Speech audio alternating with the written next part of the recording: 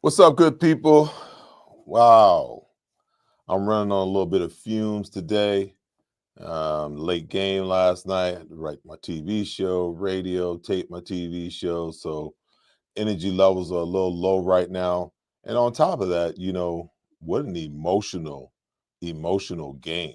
What an emotional roller coaster this team is taking us on over the last, over the last 3 weeks. So it's three in a row. We're still trying to figure it out. Defense, in my opinion, played an outstanding game. And, offensively, there were glimmers of hope. There were some things that looked better, but it wasn't enough. The consistency, with this football team has just not been there all season long.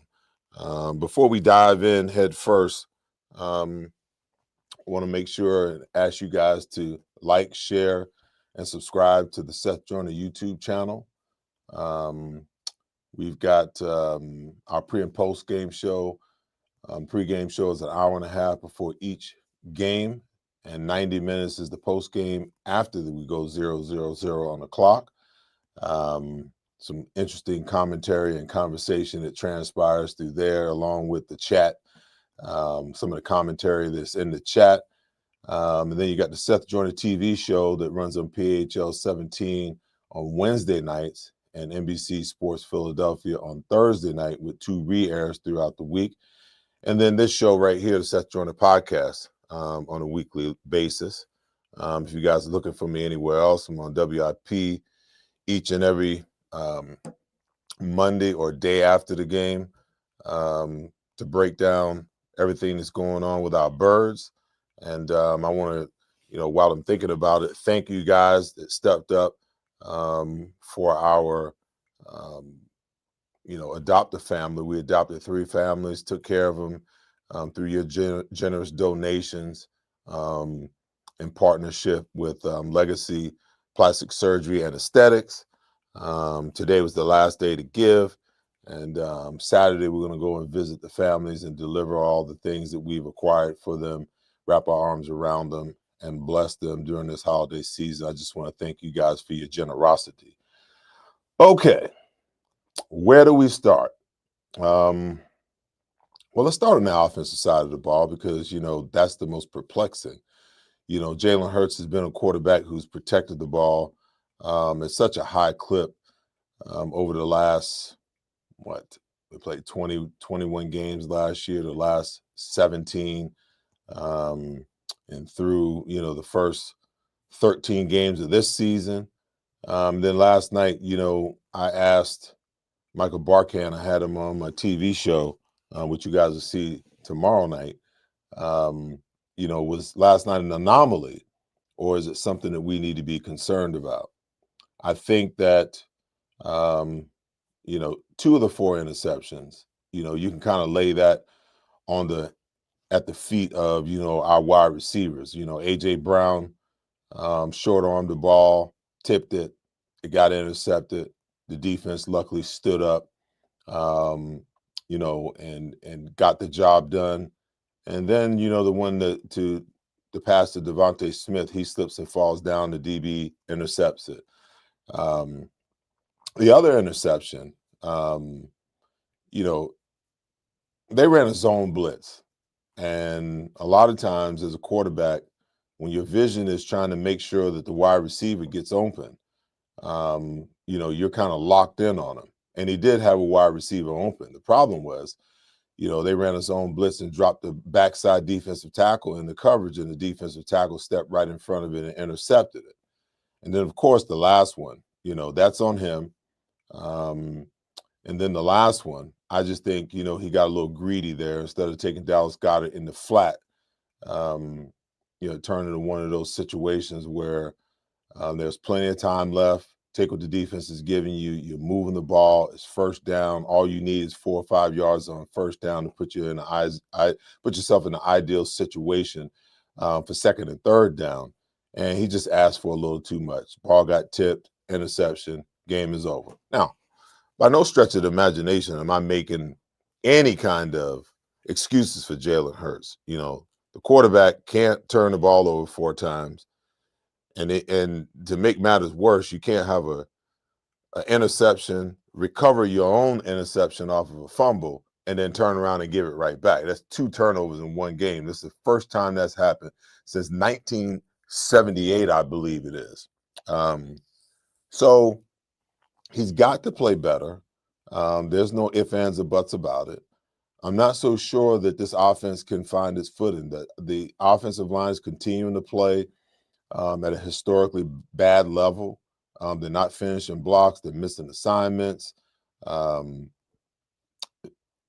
just, when I look at across the board, if you go from left to right, Jordan Mailata is probably having his worst year as a pro.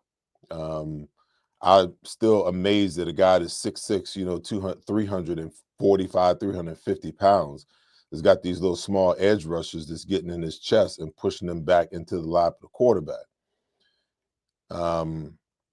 Landon Dickerson, I don't know whether he's just beat up. He looks massive, like everything is hard for him, like he may potentially be a little heavier than he needs to be. But he, each and every week, exits at some point, with some kind of nicked up his ankle last night. Cam Jurgens looks a little undersized. The aggression isn't there. The speed, the power isn't there from last year. That could potentially be, the back injury. He may need another offseason, another year to get back to 100%.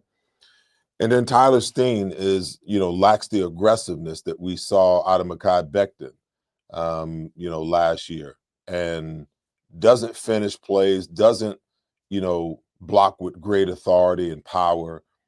And obviously, I thought Fred Johnson played, probably a much better game than he did over the last 2 weeks, because nothing he did really stuck out like a sore thumb. Dallas Goedert's got to block better. They got to figure out a way to get Latu on the field, because quite frankly, I just don't think Grant Calcaterra is the answer to running. He may know what he needs to do better than anybody else at that second tight end position, and they're in a spot now where you can't go the extra lineman in the game because you got Lane Johnson out. So until they can figure that out, until they can rectify the offensive line, I think they're going to continue to struggle. You're going to have highs and lows. AJ Brown, his numbers were great on the night, but the drops, the uncharacteristic drops, you've got a deep ball on the first play of the game that potentially could have been a touchdown, and he drops it. Then, of course, the interception across the middle. Ball hits his hands. Most of the time when a ball hits AJ's hands, he catches it, tips that ball in the air, turns it to an interception. You got a touchdown in the left side of the end zone. Ball hits both of his hands, falls incomplete. Even Smitty had a drop, and Dallas had a drop last night. So when you throw all of those things together, you have a confluence of, mistakes and misassignments and drop balls and penalties and turnovers. The Eagles are actually very lucky to be in that game and be able to get to, overtime with the potential for an opportunity to win the game. I tip my hat to Nick Sirianni and Kevin Patullo. I saw some things in the offense last night that was different. You got Saquon Barkley going, the massive 52-yard touchdown off the fake tush push toss play, toss sweep that he took to the house. Up until that point in time, he had already, probably had about 168, 170 yards. 68 or 70 yards at that point already. So you kind of got the run game going, but I think, it's ridiculous that he had what, three, maybe five touches at, running the football in the entire second half. And it was certainly situations and instances in the second half, particularly, with 2 minutes left in the game. We threw the ball two times instead of forcing um, LA to burn their timeouts and get them in a situation where you run the clock down. We throw an incomplete pass on third down, then we have to punt. You save them not only time on the clock, but you also save them their last timeout, and they're going to get the 2-minute warning. So I felt like there were some things situationally that Nick missed on last night that could have helped the situation, much, much more. But there were some different things. Jalen threw the ball across the middle of the field. He had some hell of a throws. Some of them were dropped, but that third down completion to Smitty was massive. And I mean, that's probably one of the most probably the best pass that I've seen Jalen Hurts throw across the middle of the field. That ball was on a rope. It was on time. It was on rhythm, and it was right on target where it needed to be. Smitty didn't even have to break a stride as he was on his way to picking up, that 3rd and 15 plus, I believe it was. So as bad as it is, because, always the objective is to win the game, there's some positives there if they can just clean up the little small stuff. If they can, Jordan Mailata with the holding penalty, on a touchdown that gets called back. You got all of these little things, like a confluence of little bitty small things, and that's usually the way it is. Cam Jurgens said, that there's some things that they need to clean up in practice because, the old adage, you play on game day the way you practice. So just his admission that some things are not as clean as it needs to be in practice leads me to believe that some of the missteps that you're seeing, in the game are things that are happening in practice. And that's where it all begins. That's where it starts. And Nick has got to get these guys to clean that up. Defensively, I thought they played an outstanding game. 7 sacks, a forced fumble that was recovered.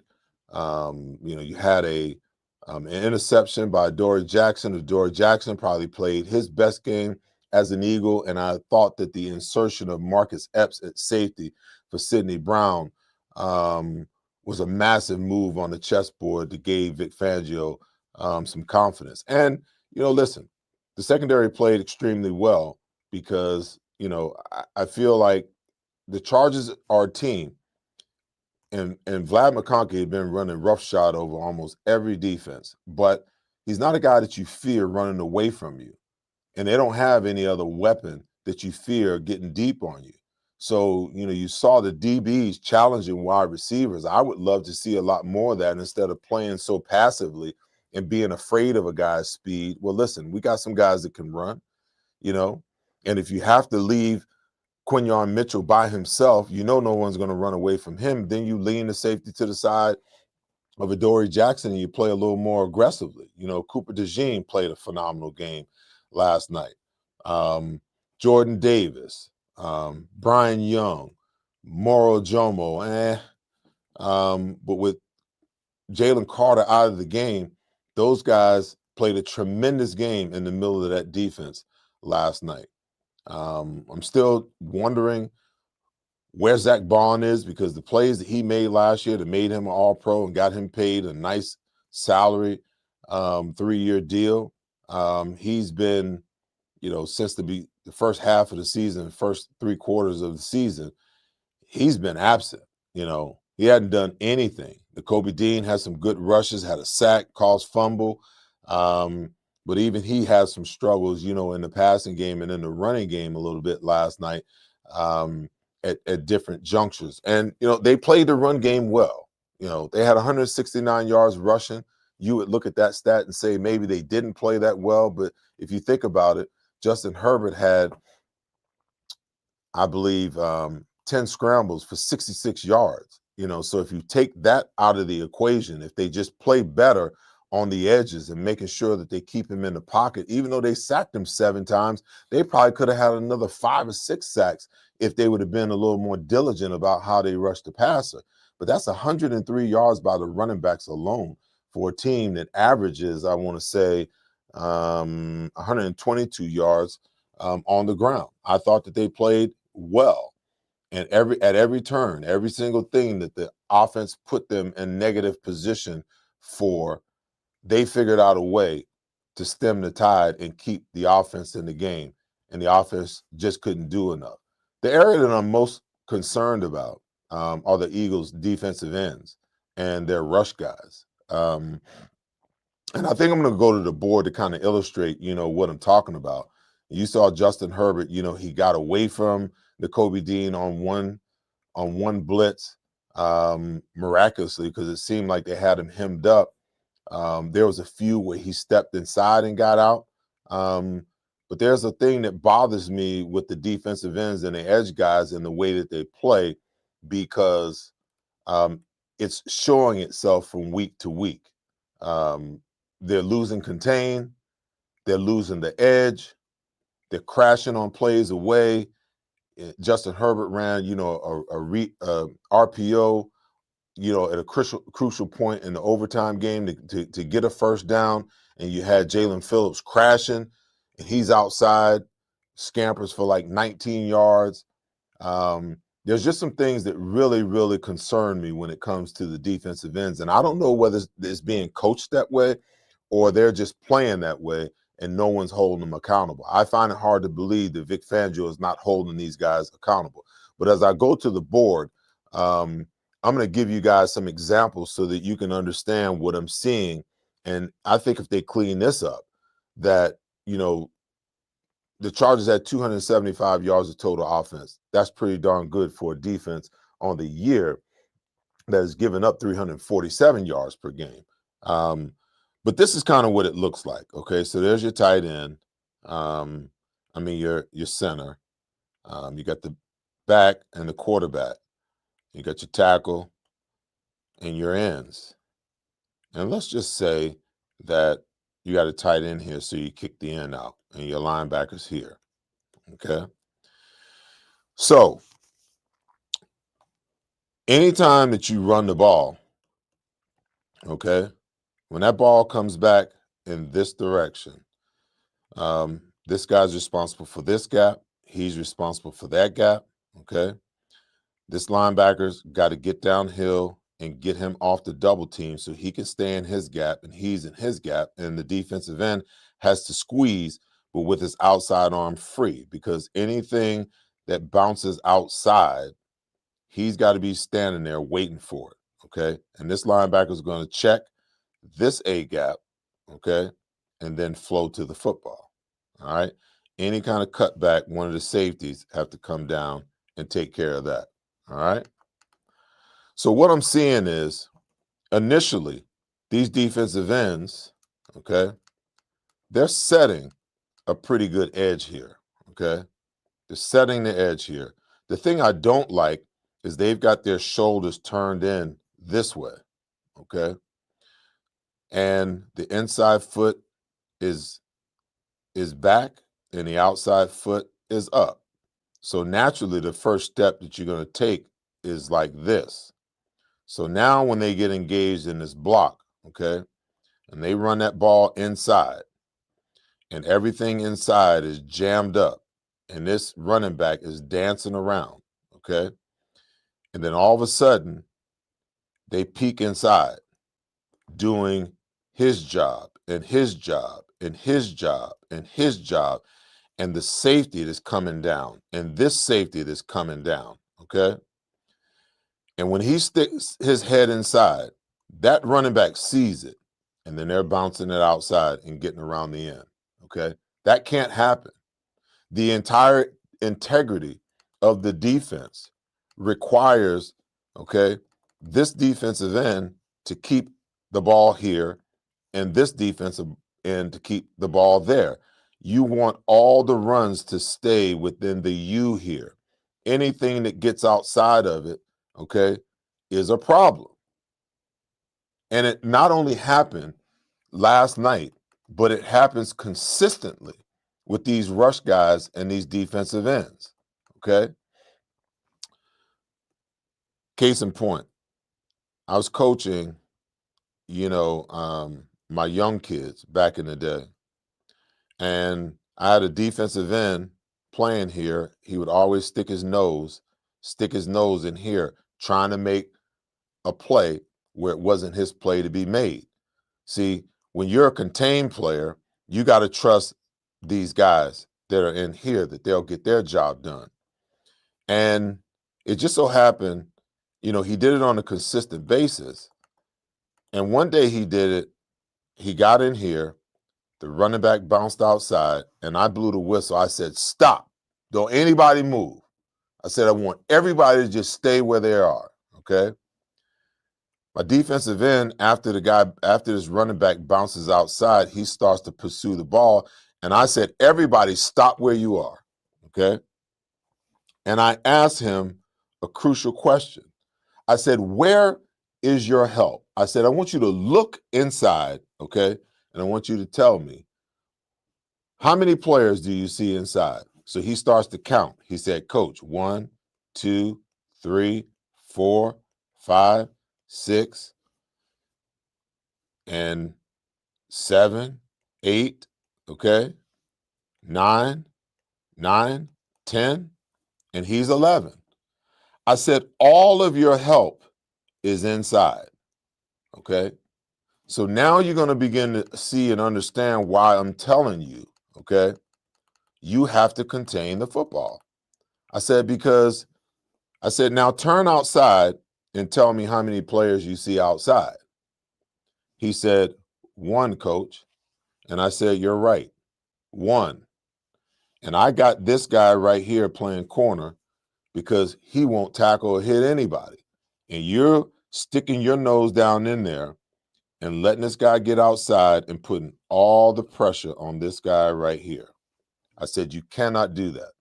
And when I painted that picture for him as a young 12, 13-year-old, now all of a sudden he got it. Okay.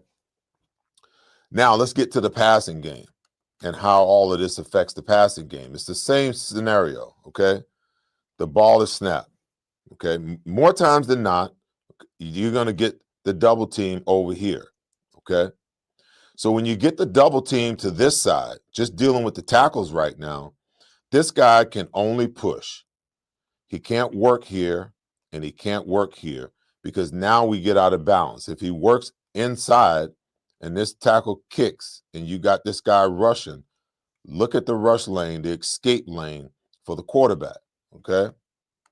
If he works too far outside, okay, and this guy works outside, now you got a big lane up the middle for the quarterback to escape.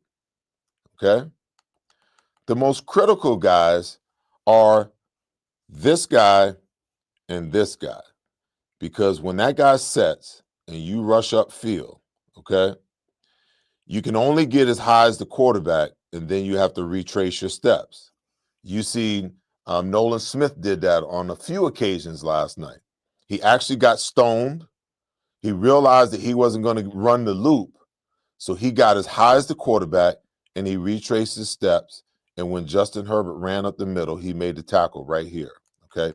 Now, this is the critical piece. Okay. Because once you get these guys balanced up, okay, and this guy is balanced up, there's times where these guys get up here and they'll rush underneath without telling the tackle that, hey, if you want to do it, then talk to the tackle and run an ET stunt. There's nothing wrong with that. But when this guy is fighting his ass off right here against a double team, and you decide that the tackle sets and you decide you're going to go inside, Justin Herbert now runs outside and he's picking up massive yards. Okay. The rush lanes are no different than the run lanes. You've got to get upfield. Okay. And you're trying to keep the quarterback in this U. If you can keep him in the U or in the the horseshoe, you got a good chance of making him throw it away, get a sack. You got a chance to survive. But when you start doing this guy's job by coming inside and not communicating to him that you're going to come inside. Now the defense has a major, major problem. And our defensive ends, they lose contain way too much for my liking. Okay. There's ways to get inside if you feel like you've got this guy set up to beat him inside. Okay. You can either run the ET stunt where you go one in here and the tackle loops outside, or you can run the TE stunt, okay, where he's going to bang the tackle, get up the field, you're going to take a step, and you're going to come on underneath, okay? There's ways to get you inside without you breaking down the integrity of the defense. And the worst part of it all, let's take this guy, just act like he's not there, okay? They run a stretch play here, okay? And everybody's flowing this way to the ball. And this defensive end, his first job when he gets play away is to step, look down the line to make sure nothing's coming back and make sure that this quarterback doesn't bootleg out, okay? The crucial play in the game, they ran this play here, stretch play here, okay? As a matter of fact, this tight end wasn't here. The tight end was on the other side. So they ran full stretch by the offensive line. And the minute that Jalen Phillips looked and he saw that ball going down the line, he shot down the line and Justin Herbert booted out and took off, okay? You just can't do that. You know, that destroys the continuity of your defense because you got one guy that's not doing his job and everybody else across the board is fighting like hell to try to get the run stop. It just can't happen. And then you got an RPO late in the game too, you know. So they ran an RPO late in the game against Jalen Phillips and did the same exact thing, okay? Justin Herbert faked, okay? Jalen Phillips dove down. Justin Herbert bounced outside and took off. Can't play it that way, okay? If you're going to play it that way, then what has to happen is this guy's got to hit that gap. And if you're going to run that, then the linebacker has to scrape off of his ass tight right now and take that. But sometimes coverage won't dictate that you're able to run that. That has to be called, okay? So that's why this is a major issue that I've had with the Philadelphia Eagles defense for a very, very long time. And what begins to happen, okay, I'm done. What begins to happen is great offensive coordinators are not only scheming what you do from a defensive schematic standpoint to try to beat you, but they're also now looking at, you know, the technical and fundamental flaws that are in your game when you're doing things, when you're trying to do somebody else's job instead of just focusing in on your job. And I get it. When you give up 181, the 281 the week before, everybody's running like hell. The coach is stressing. We got to get to the ball. We got to shut down the run. But you still got to do your job first. You still got to check your keys and make sure that when that ball goes away, there's nothing coming back, that quarterback's not booting. You got to still do your job, that if he sticks that ball out in a read option or RPO type situation, that you stay home and you wait and you force him to hand that ball off, that you don't shoot down inside trying to do the middle linebackers and the tackle's job and let that quarterback get outside and hurt the defense. And in a lot of ways, they could solve a lot of issues on the defensive side of the ball if they just begin to look at the integrity of the defense and play to the integrity of the defense and trust each guy across the board to do his job. That's all you can do. Because you can't play defensive end and linebacker. You can't play defensive end and tackle. You can only play defensive end or rush or edge rusher. And if everybody does their job across the board, the defensive end, the tackle, the defensive end on the other side, the linebackers, and the safeties are coming downhill and filling where they're supposed to be. Now you got a really good chance of playing some pretty solid defense. And until they get to that position, in that situation, they're going to continue to struggle. Listen, they're one of the worst defenses in the National Football League and third down as well. 42%. They're ranked 25th in the National Football League on third down. It's the combination of the offense being 28th in third down efficiency, them not being able to convert third downs, and on top of it, us not being able to get off the field doing dumb things like this and penalties, okay, that gives the other team first downs.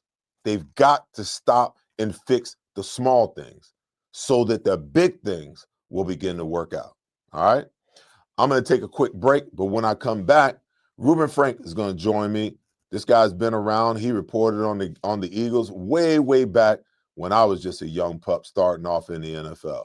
And he's going to join me. We're going to talk the next 30 minutes to try to dissect what the heck this team needs to do to find this mojo as the season begins to wrap up. All right? I'll see you in a sec. This holiday, Verizon's got the craziest deal ever with iPhone 17, iPad, and Apple Watch. All on them. But no getting it if you're naughty. You just ate. Don't worry. We know what list you're on. I'm always watching. Always watching. Not always. Boundaries. Get the powerful new iPhone 17, iPad, and Apple Watch all for $0. No trade-in needed on any plan. There's a number on the screen. There's a number on the screen. There's a number on the screen. There's a number on the screen. There's a number on the screen. There's a number on the screen. There is a number on the screen. There's a number on the screen. There's a number on the screen. There's a number on the screen.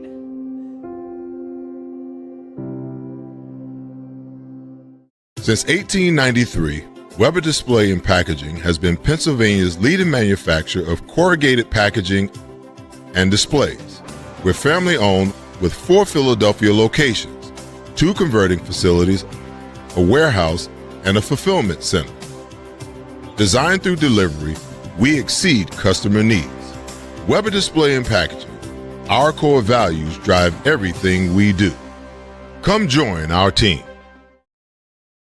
Welcome back, guys. Rube is not in the back office yet, so I think what we'll do is we'll run some talk to him. All right, PJ, you want to throw us some questions up? Cedric wants to know, should the Eagles run a 3-4 defense? I think, there are times when they actually do run a 3-4 defense. It's difficult because it's never going to look the way traditionally that you or I would see it, because what they do now is they'll go to their 5-man front. Anytime that you see the linebacker walk up on the line or them insert an extra defensive tackle, that pretty much is a 3-4 front, because you've got 3 downs, covering the guards and the tackles, 2-5 techniques and a nose guard.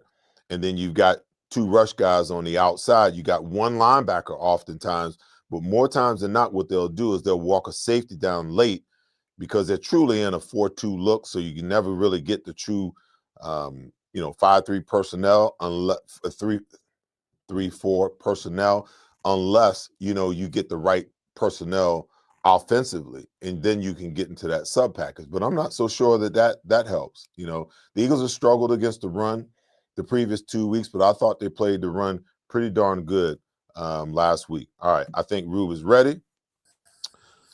Rube, how you doing, my friend? Seth, what's up?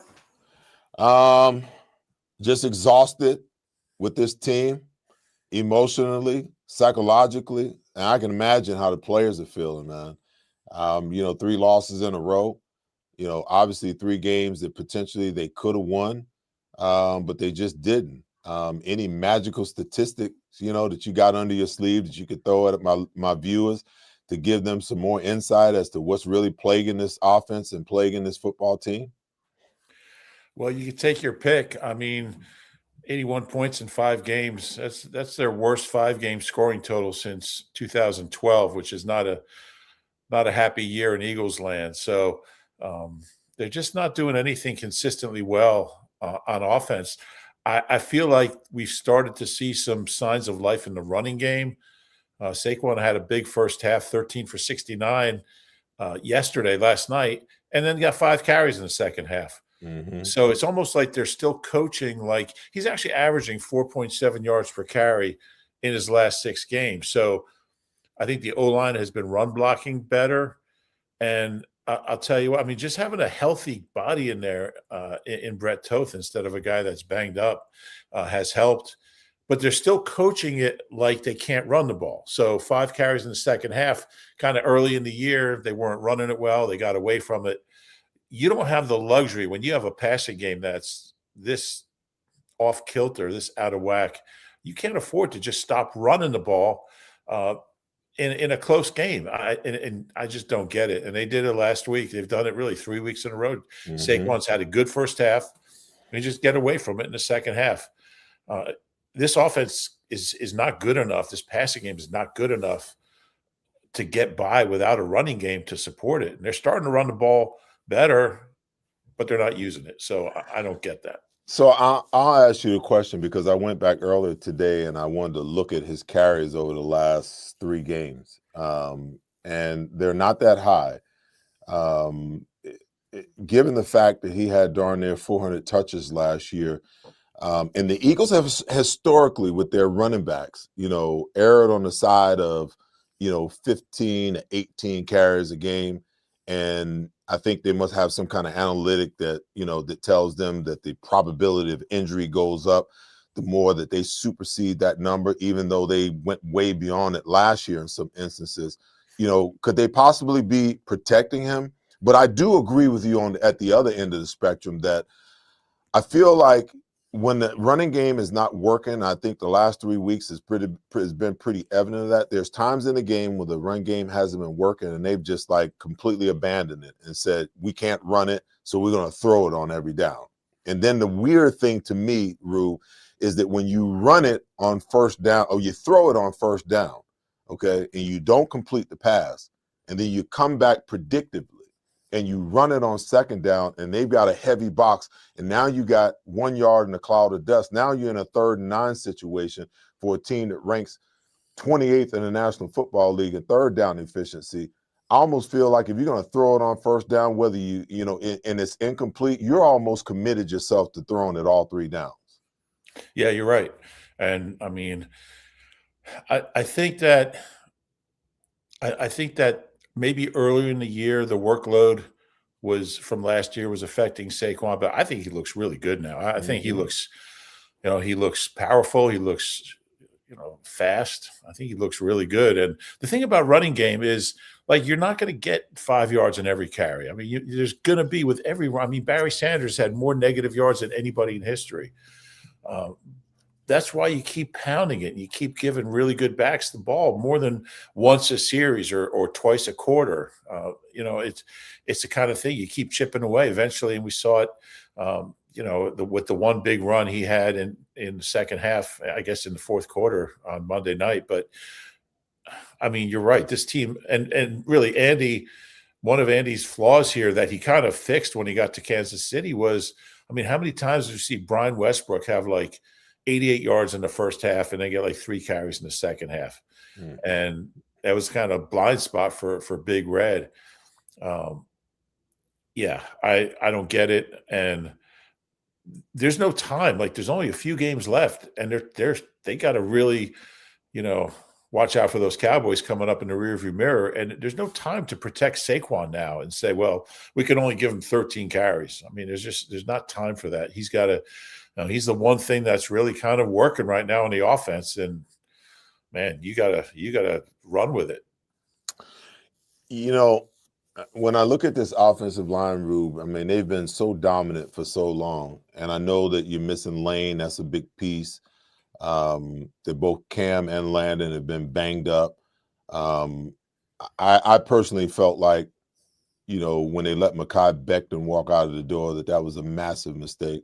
I think that Howie could have found, $20 million over 2 years to keep that guy here because he was just so dominant last year. But when I watch them play, they don't play to dominate. They look to me like they're just trying to get in the way of people and hoping that Saquon can go and make something happen, opposed to, one of the great things about them playing on Sunday night and then turn around playing on Monday night is we get to watch the Sunday games, 2 weekends in a row.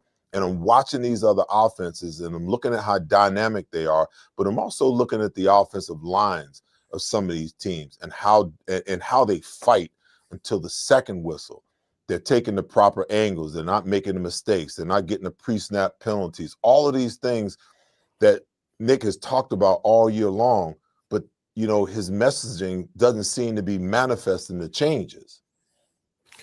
Yeah, and I think as an O-line, and you know this as well as anybody, chemistry and cohesion and communication is so important on offensive line. And when you have a different right tackle. Now you have a different left guard. Now you have the center leaving the game and a backup coming in. Now you have Matt Pryor trying to play tackle. Now you have Big Fred out there, and you got Brett Toth going from left guard to right guard to center. I just think it's really tough to play O-line like that. And, the best O-lines, I mean, when the Eagles have had great O-lines, they've had 5 guys playing 16, 17 games, maybe a guy missing a game here and there. But, I think that's a big part of it. And the injuries. I mean, like you said, Cam and Landon have not been healthy all year.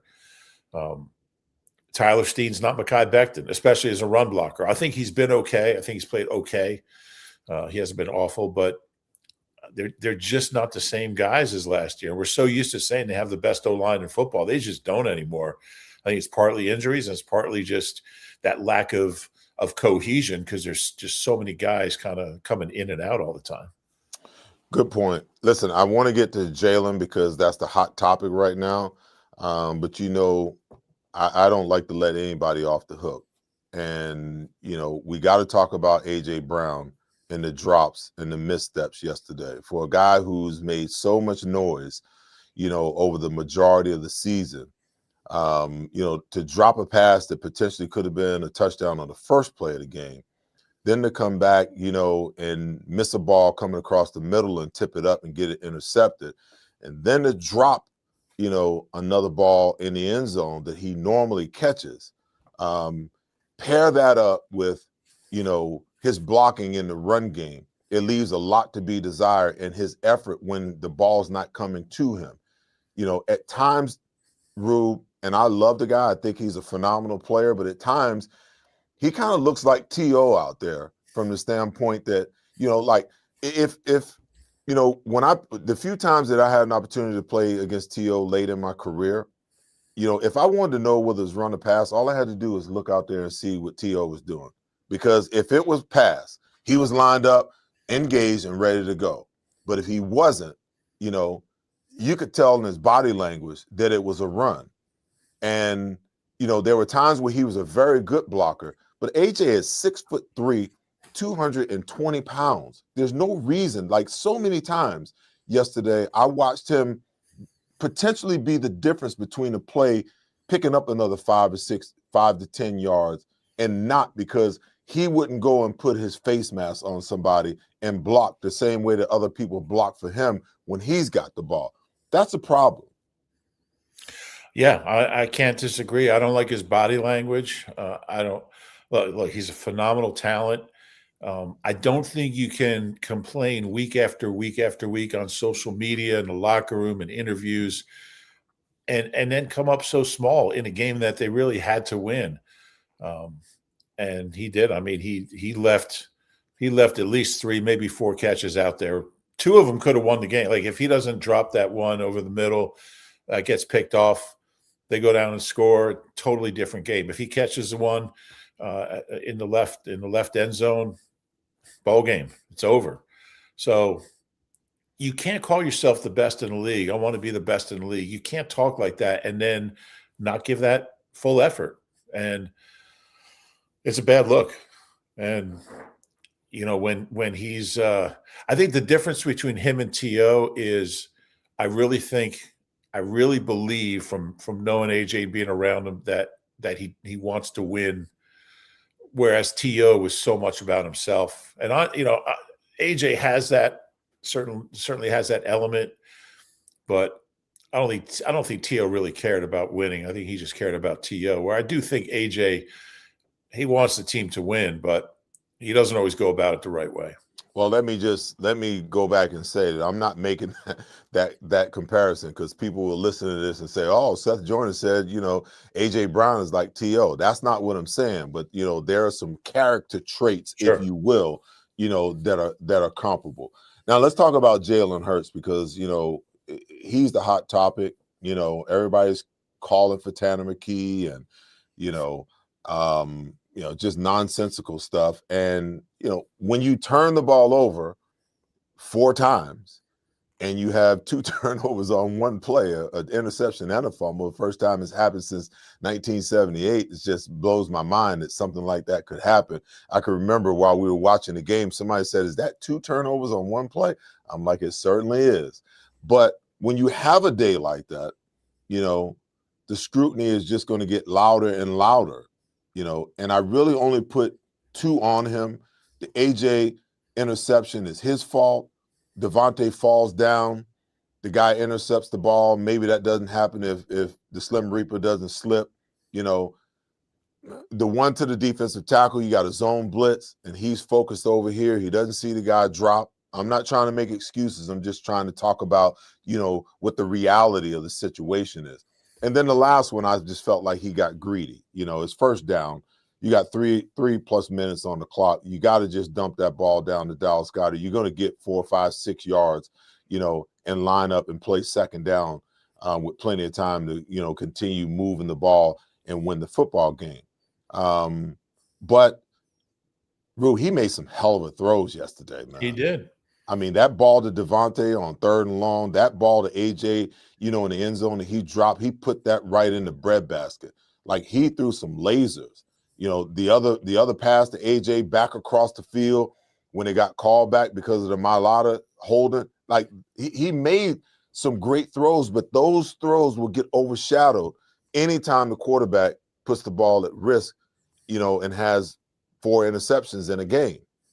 And I just think that the fact that they got away from the running game and Jalen threw the ball 40 times, you're asking for trouble for a quarterback that you really only want to throw 25, maybe 30 times max.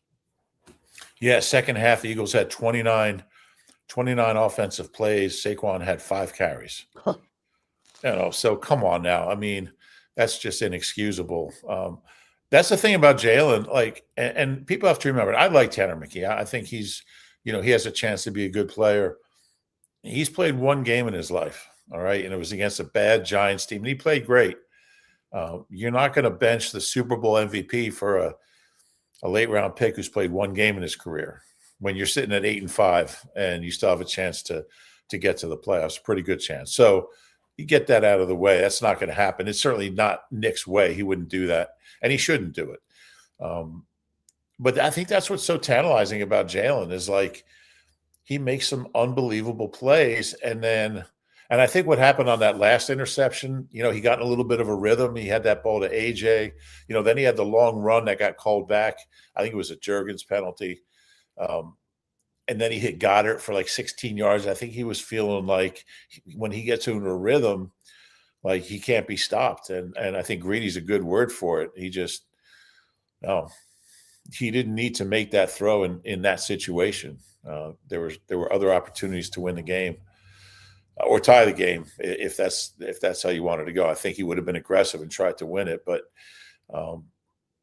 we've seen Jalen play at a high level. And look, he has his flaws. You'd like to see him go through his progressions quicker, get rid of the ball quicker, make quicker decisions when he takes his drop, see the field as he's taking his drop. But gosh, I mean, this guy's played so many great games in his career, won so many big games. You have to believe that, he's going to get back there. Now, I don't think he's getting a whole lot of help from Kevin Patullo from the play calling standpoint. And, running the ball isn't just about getting yards. It's about taking pressure off the quarterback. I mean, if the defense knows you're throwing, 17 plays in a row, I mean, they can tee off on you. So, if this team's going to do anything from here on out, it's got to be with Jalen, the quarterback. And he was playing like his best football ever until this slump started, which makes it all kind of even more mystifying. I mean, he just hasn't been good. He just hasn't been accurate. He's missing open guys. But then, he makes some big throws that make you think, he's got to, getting back on track, and then there's a mistake. So it's just got to be more consistent, cut out the turnovers, which most of his career he's done, and hope that the defense keeps playing well. The one thing I fear is that, with a 5 turnover game, is that he'll go into next week being uber conservative and not make some of those throws that he made, in last night's game. And I tell you, he was still aggressive even after 1, 2, 3 interceptions, which I liked. I liked the fact that he was still firing. So I wouldn't worry about that with him. I think he'll keep firing away. I think, I heard you say, that Kevin is not helping him, but I do believe I saw some things last night that I haven't seen in that offense in previous weeks. And the other thing I would love to see, Rube, it's like, okay, you hit Devontae Smith for like 23 yards on a 3rd and 15, the 3rd and 16. Where the hell was that play, in the first half?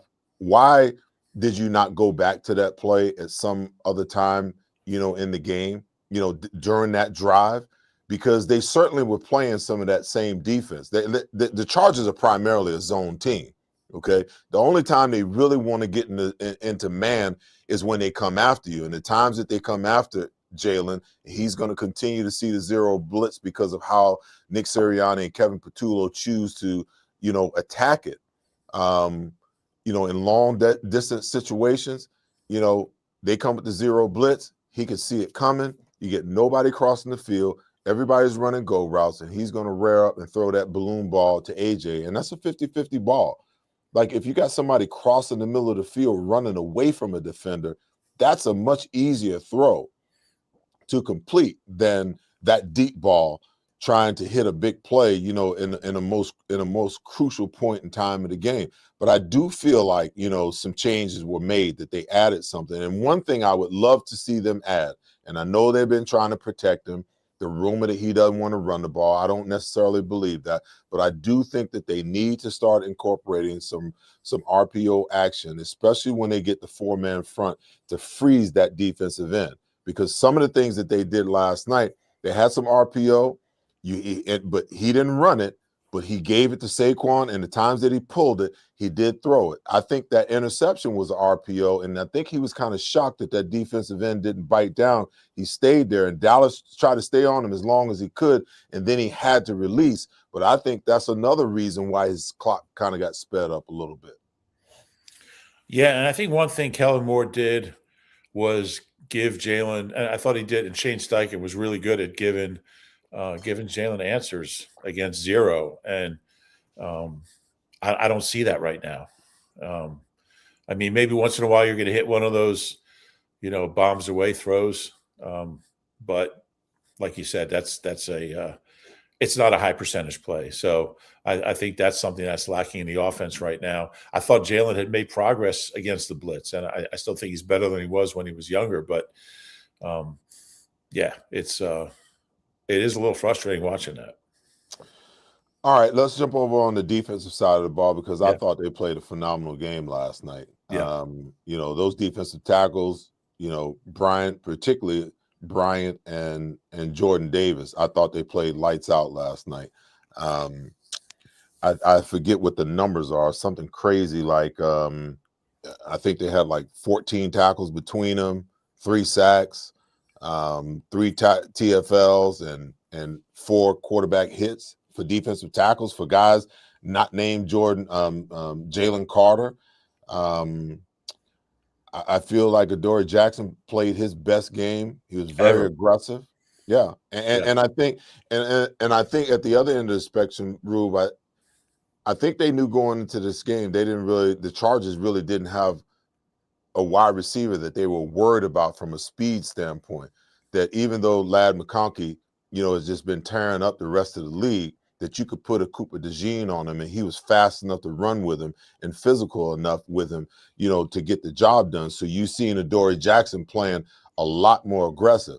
And the addition of Marcus Epps, oh my God, that that was really, really good. But the one area that concerns me is the defensive ends. You know, they lost contain way too much last night and let, you know, even though they got to Herbert 7 times, they let him get out of there a lot last night. And a lot of it was around the end, the undisciplined nature, and even in the run game, sticking their head down inside. The running back sees that there's no color out there. Boom, he bounces it outside when they had it stone dead in the middle of the defense. Yeah, I mean, that run that Herbert had in overtime, I think 12 yards, and then Hampton had an 18-yarder, and that was basically it. They're in field goal range. I love their interior linemen, and when they get Jalen back, and if he's healthy, they got a lot of depth there. I do need to see more from their edges. I don't think Nolan Smith is having a very good year. Did have a big play on a third down last night. He got 1 sack since coming back. You know, Jalix is he's an interesting player. I mean, he had 2.5 sacks, and he's still new at that position. But I think as a group they've underachieved this year. Last night was better. I think their pressure rate was something over 60%. So it's hard to do that. It just wasn't enough. And I think if when they get Jalen Carter back, if he's healthy, and we'll see when that is, with Epps staying at safety, we're not going to see Sidney Brown maybe ever again. I'm with you on Epps. I thought he was all over the field. This is a kid who hasn't played. I mean, he was on IR. He hasn't suited up. Just started practicing. He wasn't playing before he got hurt. He got hurt on special teams. That's going to really help. You got a really sound secondary now. I don't know if Dory Jackson can play like that every week. He's kind of been up and down throughout his career. But man, if he can play like that, I mean, they're holding opposing quarterbacks to 55%, which in this day and age, that's really, really good. That's the lowest in the NFL since 2016. So, with the linebackers playing the way they are, the interior linemen and the secondary, this defense has a chance to look. They weren't good enough to win it last night, but if this team's going to win some games, it's going to be on the backs of that defense. Listen, there's no doubt about it. I wrote in my show today, what else could we have asked them to do? It seemed Score. like that's the only way they were going to win the game is if the defense scored. You sound like Buddy, Rube. Oh, don't say that. Where has Zach Bond disappeared to? I don't think he's been bad. I think he's been solid. He didn't make any splash plays last night. I don't worry about him. I think he's played at a consistently high level. The big plays from like last year haven't been there. The interceptions, I think he's got 3.5 sacks. Nakobe's been their best linebacker since he came back. He's such a playmaker, and he's got 4 sacks in 5 games since coming back. I mean, he's like Willie T out there, like just playmaker. I should say I'm not going to say he's like you, but good blitzer. He's good enough in coverage. He's a good tackler. Brings a lot of energy. It's a tough situation. You drafted a kid in the first round because you didn't know if Nakobe was even going to come back healthy. Now he can't get on the field because Nakobe's so good. They got to figure out how to keep Nakobe because he's probably going to leave because you can't play all 3 of these guys, and you got to let your first round pick play. But Nakobe he's been such a difference maker on this defense since he came back. It's just night and day. Well, I think Nakobe is a true Mike linebacker, and I think some of the issues they were having with the run game before they got him back, you're playing 2 wills, so their mindsets are completely different. And I think that Jahad Campbell is still trying to figure some things out. That was a big ask for him to come in as the starter at the beginning of the year. And then you got Zach Bond next to him, probably trying to coach him along, playing a position that he's probably not that familiar with. But the thing about Nakobe, he's a communicator. He's going to get the guys lined up. He's going to get them in the right plays, in the right position. They do got to figure out, how you keep him. But I think that in a way, Jahad Campbell may have been, the insurance policy. The Eagles are big on insurance policy when it comes to, certain positions. I don't know structurally what Zach Bond's, deal looks like. You're not getting off of your first round draft pick. So they're going to have to figure out, what it looks like. I think that, Nakobe is a great first and second down player, but I do believe that Jahad Campbell is a better third down player, especially if you've got him in a passing situation. I just, when Nakobe came back, I said, it's just going to be interesting to see how Vic divvies up, the plays between these three pretty darn good linebackers. Yeah, well, Bond's not coming off the field. I think Nakobe's pretty solid in coverage, and Jahad is he's shown some good things in coverage too. So it's a weird situation. You just don't want your first round pick to fall behind or to kind of he's had a great attitude about it. He didn't play any snaps against the Bears on defense, and we talked to him the other day, and he's like, I just want to keep learning, and whether I get 90 snaps or no snaps, I just want to keep, playing my best when I get my opportunities and be ready. Said all the right things, but guy, he wants to be on the field. So, look, Howie let Milton Williams and Josh Sweat go for financial reasons. And they had other interior linemen and they had other edges who aren't really playing up to Josh's level, but that's the blueprint, and I'm afraid we're going to see the same thing with Nakobe. I hate to see it. Well, before we go, Howie's going to have some decisions to make, not only at linebacker, but, Jalen Phillips is up. You're going to have to try to figure out what you're going to do with Nakobe Dean. And, the way that Quignon is playing, I believe that he may be eligible, So I guess the question is, with Jalen Carter being eligible and having an off year and a year that we felt like if he played anywhere close to how he played last year, that certainly you were going to have to, extend him. Do you hold off on him a year? I think we saw enough from him last year to understand his value. It was going to be in that $35 million range. I think Howie understands that, and that his issues this year are pretty much shoulder related. And he hasn't been bad. He was out there with no shoulders making plays, and he was obviously a liability just because he had no power, he had no strength, but he was still making plays. Mm-hmm. So a healthy Jalen Carter to me is an elite player, and Howie doesn't let those kind of guys go. 24 years old, he's going to get him signed, but he's going to lose. They're going to lose guys again. You hate to see it. Like, if you had to choose between Jordan Davis at $20 million or Jalen Carter at $35 million, I don't know. It's an interesting call. Jordan Davis is playing great football right now. Yeah. Really, really high level. Rube, I got to run, man. Listen, I appreciate your time. Always great to chat, talk ball with you. I probably should have gave you the whole hour, man. We could probably do this for 2 or 3 hours, but next time. I appreciate you, man. Thanks. Yeah, I just want to say it was great seeing you out in Canton at the Hall of Fame. We were there for Eric Allen, and I still believe you should be in there as a enshrining, not just an observer. Well, thank you, my friend. I appreciate it. All right. Catch up with you. All right, fellas, ladies, if you're so in here, that's the show for tonight. Tune in next week. Hopefully we'll be in a better mood with a lot more energy. If the Eagles can wrap this thing up against the Raiders on Sunday at home at the Link at 1:00. Woo, looking forward to a 1:00 game like most of you guys probably are. As we sign off, as always, take care of each other and be good to each other. But most important, make sure you love each other. I'll see you guys next week. Go. At Revolution X, we know that fortunes are made in times of uncertainty. Are you selling your investment real estate? Are you interested in deferring your tax with a 1031 exchange? At RevX, we're experts in 1031 exchange planning and the use of passive real estate options using DSTs. Not in the midst of an exchange and want to invest in real estate but don't know where to start? Revolution X has institutional grade real estate options for any size investor right now. Set up a consultation at RevXWealth.com. RevX, defer the tax, maximize the gain. Gentlemen, are you ready for a wardrobe update?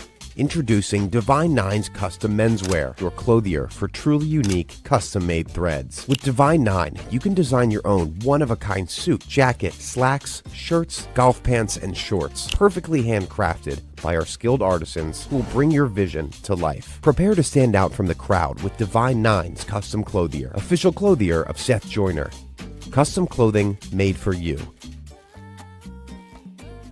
At MidPenn Bank, we believe in the power of community. We're not just another bank, we're your bank. We're also your neighbor. For over 150 years, we've been helping dreams come true, financing projects that make a difference locally. From small businesses to community centers, we're here to support what matters most to you, donating time and resources to strengthen the Philadelphia region. And when Philly's favorite superstars need a bank they can trust, they turn to MidPenn Bank just like you can. MidPenn Bank. Stronger communities, stronger futures. Let's build something great together. Pride, passion, and persistence. These are the values that drive us all at Ron Jaworski Golf. We strive to deliver outstanding conditions as well as playability for golfers of all ages and abilities. Our championship golf courses offer a variety of challenges from a link-style walk along the river to an escape into the pines and everything in between. My team at Ron Jaworski Golf is committed to delivering memorable experiences every single day. See all we do at ronjaworskigolf.com.